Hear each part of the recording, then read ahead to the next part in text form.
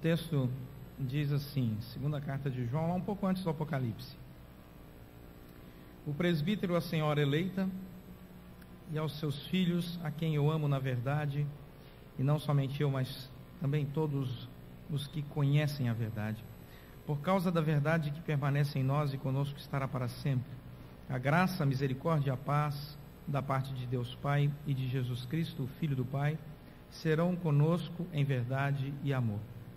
Fiquei sobremodo alegre em ter encontrado dentre os teus filhos os que andam na verdade, de acordo com o mandamento que recebemos da parte do Pai. E agora, Senhora, peço-te, não como se escrevesse mandamento novo, senão o que tivemos desde o princípio, que nos amemos uns aos outros. E o amor é este, que andemos segundo os seus mandamentos. Este mandamento, como ouvistes desde o princípio, é que andeis nesse amor. Porque muitos enganadores têm saído pelo mundo fora, os quais não confessam Jesus Cristo vindo em carne, assim o enganador e o anticristo.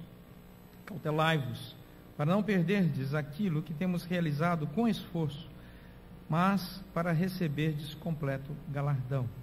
Todo aquele que ultrapassa a doutrina de Cristo e nela não permanece e não tem Deus. O que permanece na doutrina, esse tem tanto o Pai como o Filho. Se alguém vem ter convosco e não traz essa doutrina, não recebais em casa, nem lhe deis as boas-vindas. Porquanto aquele que lhe dá boas-vindas, faça cúmplice das suas obras más. Ainda tinha muitas coisas que vos escrever, não quis fazê-lo com papel e tinta, pois espero ir ter convosco e conversaremos de viva voz, para que a nossa alegria seja completa. Os filhos da tua irmã eleita te saúdam. Vamos orar? Deus, fala o nosso coração pela tua palavra, através da obra do teu Santo Espírito, para que a tua palavra nos edifique, possa nos consolar, possa nos exortar, e na ação do teu Santo Espírito sejamos aqui fortalecidos e guiados na tua boa mão. Oramos em nome de Jesus Cristo, nosso Senhor e Salvador. Amém. Quais as armas que você escolheria para enfrentar uma grande batalha? Se você tivesse uma grande luta pela frente, quais as armas que você escolheria? Na década de 60, Martin Luther King Jr. escolheu a da paz, para lutar uma grande guerra nos Estados Unidos contra a intolerância e a segregação racial. E no discurso do pastor Martin Luther King, é bom lembrar sempre que ele era pastor, ele disse certa vez o seguinte: aos nossos mais implacáveis adversários diremos: corresponderemos à vossa capacidade de nos fazer sofrer com a nossa capacidade de suportar o sofrimento. Iremos ao encontro da vossa força física com a nossa força do espírito. Fazei-nos o que quiserdes e continuaremos a amar-vos. O que não podemos em boa consciência é acatar as vossas leis injustas, pois tal como temos obrigação moral de cooperar com o bem, também temos a de não cooperar com o mal. E quando um dia alcançarmos a vitória, ela não será só para nós. Tanto apelaremos para a vossa consciência e para o vosso coração, que vos conquistaremos também, e a nossa vitória será dupla vitória. Não levantou uma só arma e teve uma grande vitória. Lutou pela paz, com a paz, e se tornou um homem que entrou para a história como um homem memorável. Ele não entrou para a história por sua força física, ele entrou na história pela sua força de espírito, por ter palavras poderosas. Se tem algo que nós precisamos aprender, é o poder que Deus nos dá quando nós usamos as palavras de Deus para enfrentarmos as batalhas que somos chamados e colocados no nosso dia a dia para enfrentarmos. Deus nos deu um instrumento poderosíssimo, eu diria uma arma poderosíssima, e está dentro da nossa boca.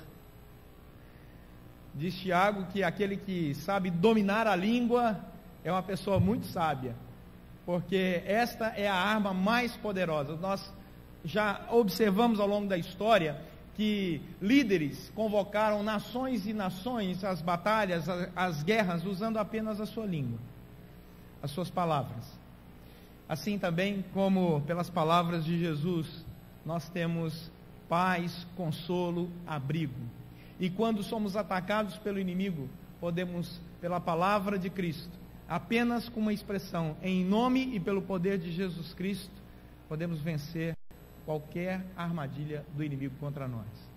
O texto de João é um texto muito rico, porque havia aqui um pastor que queria conduzir a igreja ao erro. E o apóstolo João escreve, trazendo a igreja de volta à verdade e ensinando a igreja a construir relacionamentos saudáveis e construir um relacionamento vitorioso. E é exatamente isso que o texto nos conta aqui. A primeira coisa, deixa o texto aberto aí, por favor, é o fato de que João chama a atenção para a sua própria condição diante da igreja. Ele diz: eu sou o presbítero e a igreja é a senhora eleita. A palavra presbítero aqui significa alguém que tem autoridade. João já estava com uma idade bem avançada, e esse termo aqui no grego é um termo para um ancião já com a idade avançada. Ele diz assim: pela minha experiência, eu quero convidar a igreja a uma reflexão sobre os seus relacionamentos. Ele diz, do versículo 1 até o versículo 3, que a base, o alicerce do relacionamento cristão deve ser a verdade. Dá uma olhada aí no versículo 1, 2 e 3. Quantas vezes a palavra verdade aparece?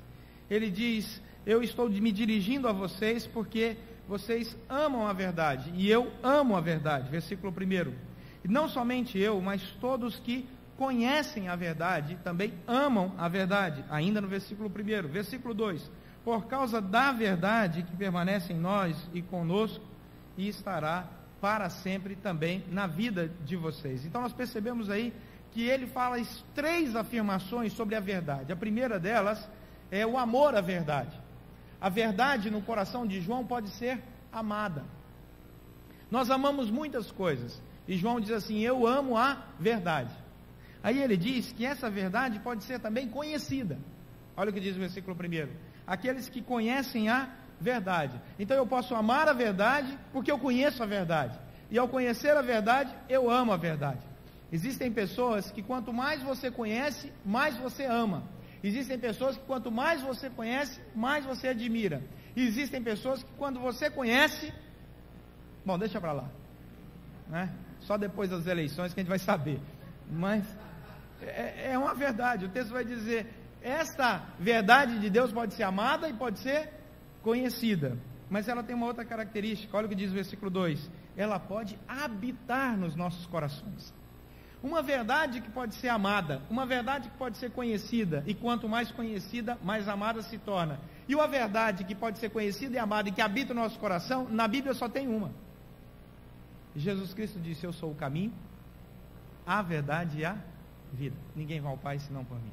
Por isso que a verdade aqui está intimamente ligada à pessoa de Jesus Cristo. João já começa a defender a pessoa de Jesus Cristo, porque o pastor que tinha passado por ali havia dito e ensinado à igreja que Jesus Cristo não era Deus, que Jesus Cristo era um homem comum. E aí João se preocupa, escreve a primeira carta falando sobre a deidade de Jesus Cristo e a presença de Jesus Cristo na Trindade, 1 João capítulo 1 e 1 João capítulo 5, e agora na segunda carta ele diz como nós devemos construir os nossos relacionamentos saudáveis a partir da nossa fé, porque se a nossa fé não servir para que os nossos relacionamentos sejam saudáveis, para que serve a nossa fé? Existe um dado que foi dito num congresso chamado Congresso Educar, que está citado no livro do William Douglas e do Rubens Teixeira. O livro se chama Assustadoramente Ricos, e eu preguei numa conferência de família, e o autor, o William Douglas, estava na conferência, e ele me procurou depois e me entregou o livro, e eu não sei porquê, porque chama Assustadoramente Ricos. E aí eu falei para ele: não tem nada a ver comigo. Aí ele disse: não, é ricos da graça de Deus. Eu falei: aleluia, né? Agora eu entendi. E aí ele traz um dado interessante, ele fala sobre esse evento Educar em São Paulo 2011, onde o Eduardo Almeida diz o seguinte: 80% das demissões nas empresas são decorrentes de problemas de atitudes, são problemas de comportamento. Apenas 20% das demissões nas empresas são por falhas técnicas ou por falta de conhecimento. 80% é por problema de relacionamento. Isso é um dado interessantíssimo. Portanto, a nossa fé tem que gerar em nós relacionamentos saudáveis. O nosso relacionamento com Deus e o nosso relacionamento com o próximo. O nosso relacionamento com Deus, que é vertical. Quem viu o penúltimo repórter da obra vai entender. E o nosso relacionamento com o próximo, que é horizontal. Aqui no penúltimo repórter da obra, meus irmãos, eu falei, nós vamos verticalizar o departamento infantil. E passou na edição, mas não foi um erro meu, foi um erro da edição. Nossos relacionamentos têm que ser saudáveis. Jesus Cristo tem que fazer diferença na nossa vida. Jesus Cristo tem que fazer com que, pelos nossos poros, emane o bom perfume de Cristo. E que as pessoas ao nosso lado possam dizer de onde emana tanto conhecimento, tanta simpatia, tanta delicadeza, tanta sabedoria. Por que você é diferente desse mundo perdido nas trevas? Você vai poder dizer, porque a verdade habita em mim, pela graça. Eu conheço, e quanto mais conheço, mais amo. E por isso meus relacionamentos são saudáveis assim.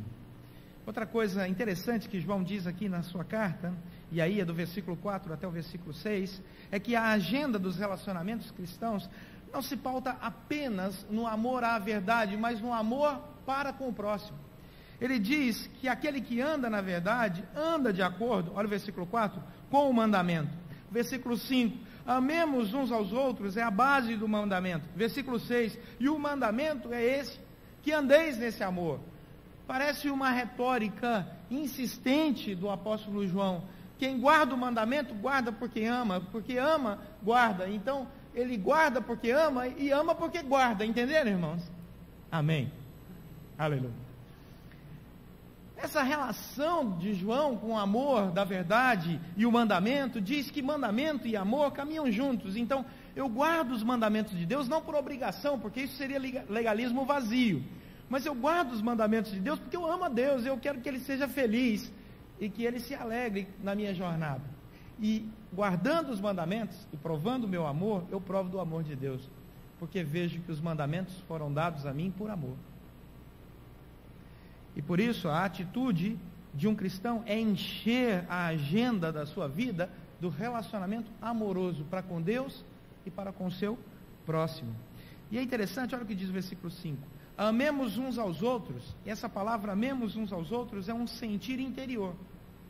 A ideia na construção aqui do pensamento de João é que o amor tem que ser verdadeiro, tem que sair lá do fundo do coração, porque o mundo está cheio de amor hipócrita.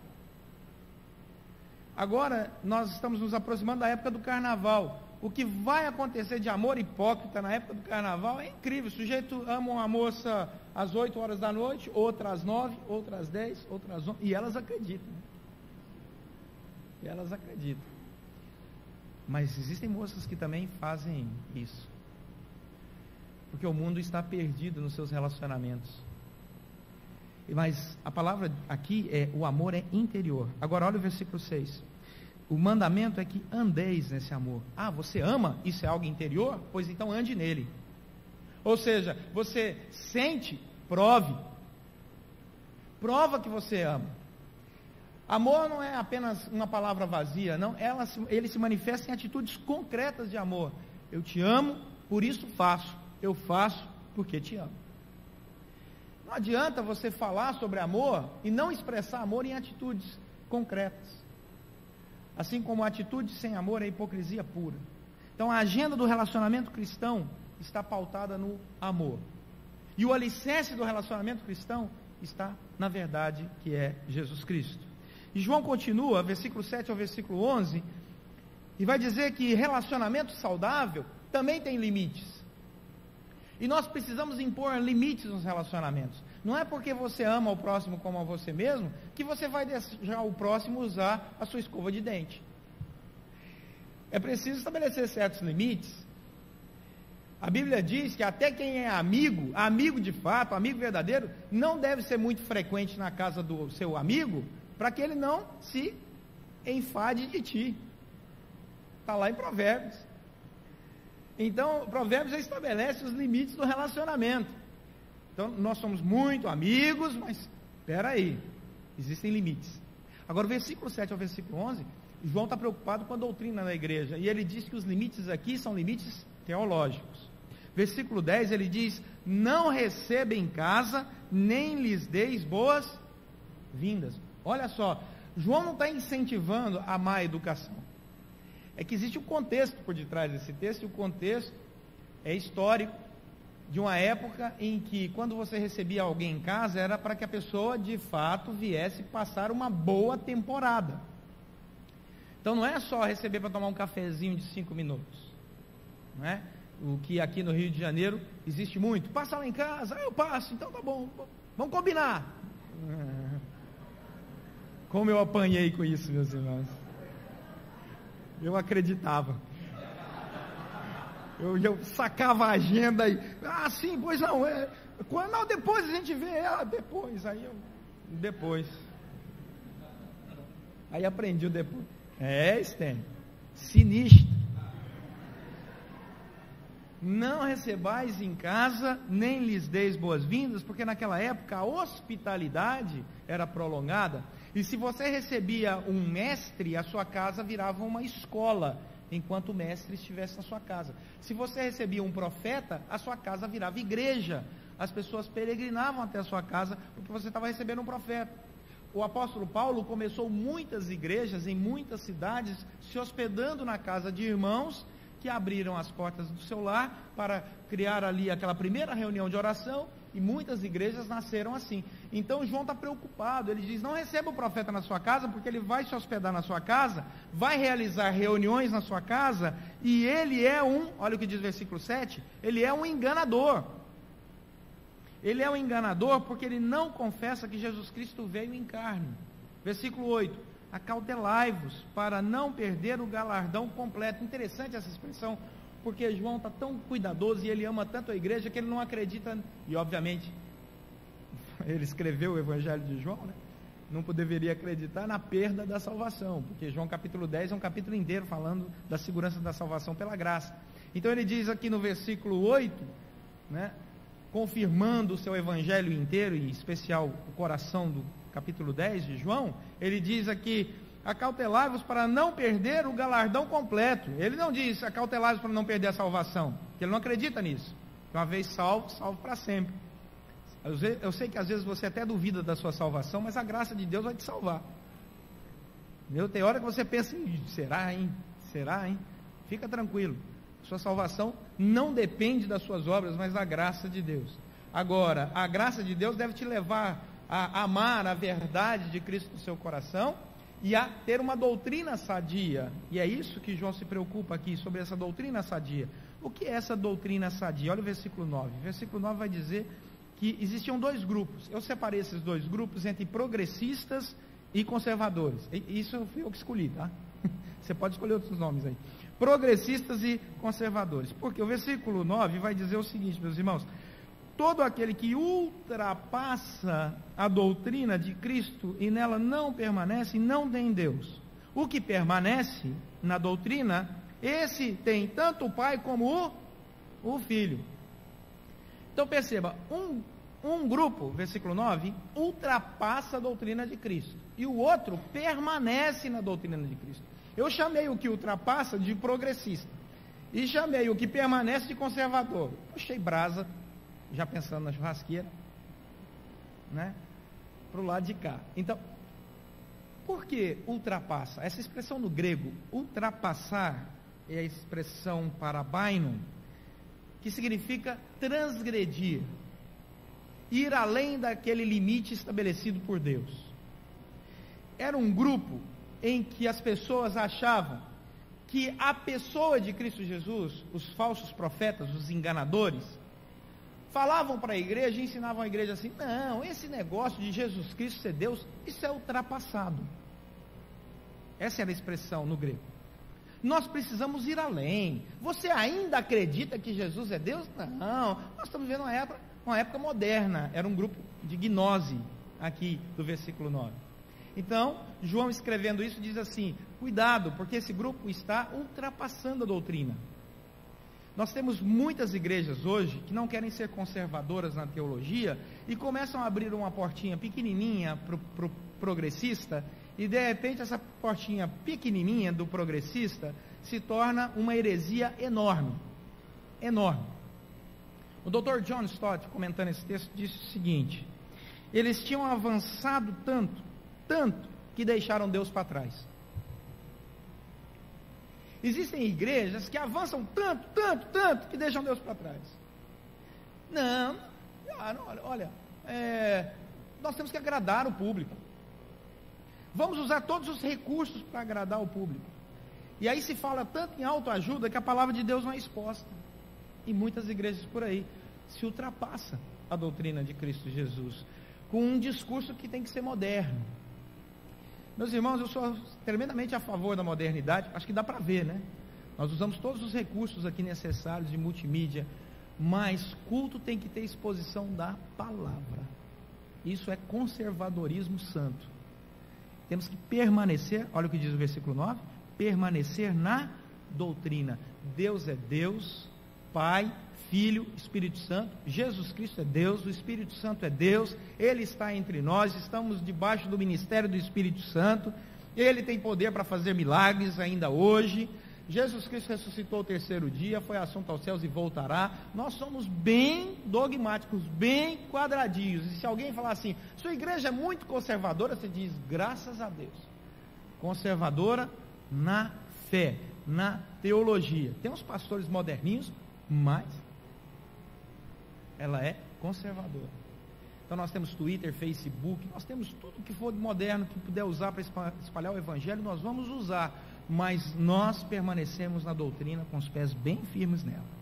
Finalmente, meus irmãos, vou ouvir um glória a Deus aí, versículos 11, 12 e 13, João termina dizendo o seguinte, que o verdadeiro relacionamento cristão, ele estabelece vida saudável quando nós temos o alicerce na verdade que é Cristo, versículo 1 ao versículo 3, quando nós temos o amor como algo central na nossa agenda, e ele disse isso do versículo 4 até o versículo 6, e quando ele diz que relacionamentos devem ser tão saudáveis que sabem estabelecer limites, principalmente doutrinários. E aí ele falou isso do versículo 7 até o versículo 11. E então ele conclui, versículo 12 e 13. E João conclui dizendo o seguinte, que quando nós vivemos dessa forma, o resultado é muito claro. Versículo 12, Deus nos dá uma alegria, olha o final do versículo 12, Deus nos dá uma alegria completa. Não é alegria aos pedaços, é alegria completa. Se existe alguma área na sua vida que não está ainda experimentando a alegria completa, se dedique à oração, à leitura da palavra, ao jejum, peça que Deus lhe dê alegria completa. Você precisa ter mente completamente saudável, um coração saudável, você precisa ter a sua vida em todos os aspectos saudável, você precisa ser uma pessoa na alegria do Senhor, porque Paulo vai dizer que a alegria do Senhor é a nossa força, e ele convida a igreja, alegrai-vos sempre no Senhor, outra vez digo, alegrai-vos. Então ele diz no final do versículo 12, se nós vivemos assim, com essa agenda, o resultado será alegria completa. Versículo 13, o resultado também será a comunhão. Os filhos da tua irmã eleita, ou seja, de outra igreja, te saúdam. Porque a igreja saudável não é aquela que se acha única, a última cereja do bolo, não. É aquela que tem relacionamento com outras igrejas e que sabe viver a unidade da comunhão com outros irmãos. Irmãos, pergunta que não quer calar. Tá bom, pastor, o senhor falou, mas quer que eu leve para casa, né? Nós estamos vivendo uma época de muitas lutas nos relacionamentos.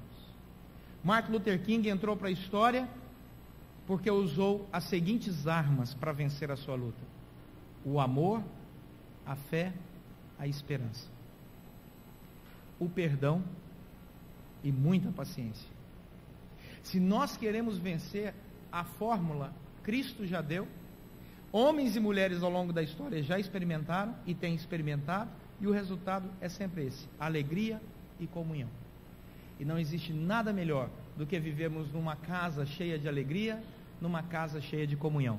Não existe nada melhor do que viver numa igreja que é alegre e que vive em comunhão, na unidade do Espírito Santo. Esse é o desejo do pastor, no fundo do coração, e vos anunciei todo o desígnio de Deus até dia 4 de agosto, se Deus assim quiser. Amém? Vamos orar por isso. Se a imigração americana não me prender, viram que prendeu um adolescente de 2 meses, que ela foi estudar lá? Então, vamos orar. Vamos orar. Eles vão me achar que eu quero de adolescente, é verdade. Vamos orar. Eu queria te convidar aí na sua oração a pensar nos seus relacionamentos. Como é bom ver a casa do Senhor como essa noite aqui reunida em comunhão. Pense um pouco nos seus relacionamentos na sua casa, como eles têm sido, no seu trabalho, na escola, na igreja, entre seus amigos que não conhecem a Cristo. Tire esse tempinho agora e peça: Deus, cuida dos meus relacionamentos, me dá sabedoria, me dá paz, me dá alegria. Eu quero que a minha lista de amizades seja tão grande que em nenhum papel do mundo possa caber.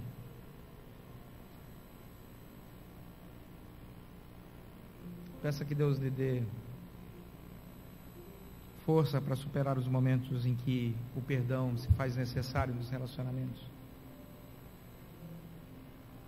Porque muitas vezes mesmo as pessoas que nos amam nos machucam. E também machucamos aqueles que amamos. Peça que o Senhor te dê sabedoria e o coração perdoador nesses momentos. Mas diga para Deus que você quer viver a alegria completa. Faça esse pedido nessa noite: Deus, eu quero viver a alegria completa.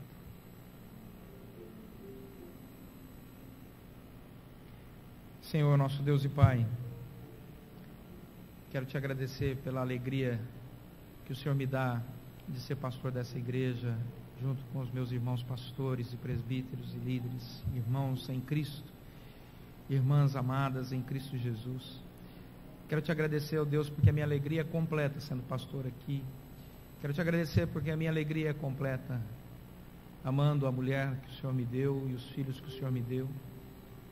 Quero te agradecer porque o Senhor me deu uma alegria completa pela família que o Senhor me deu, pelos amigos. Muito obrigado, Senhor, porque aquelas pequenas áreas em que eu sonho com o milagre do Senhor, ainda assim o Senhor enche o meu coração de alegria, na expectativa de que um dia ele acontecerá. Guarda-nos, ó Deus, na tua doutrina santa. Finca os nossos pés na rocha que é Jesus. Fortalece a tua igreja e sustenta cada família aqui. E que nenhum mal chegue às tendas aqui representadas nessa noite. E que possamos nos reunir com muita alegria, muitas outras vezes, glorificando o teu nome, exaltando a beleza da tua majestade e o poder da tua glória. Obrigado, Senhor, porque o Senhor enche o nosso coração de todos os sentimentos mais belos que emanam de ti. Obrigado, Senhor. Oramos agradecidos e dedicamos a ti a nossa oração em nome de Jesus Cristo, nosso Senhor e Salvador dessa igreja que há de voltar. Em nome de Jesus Cristo oramos. Amém.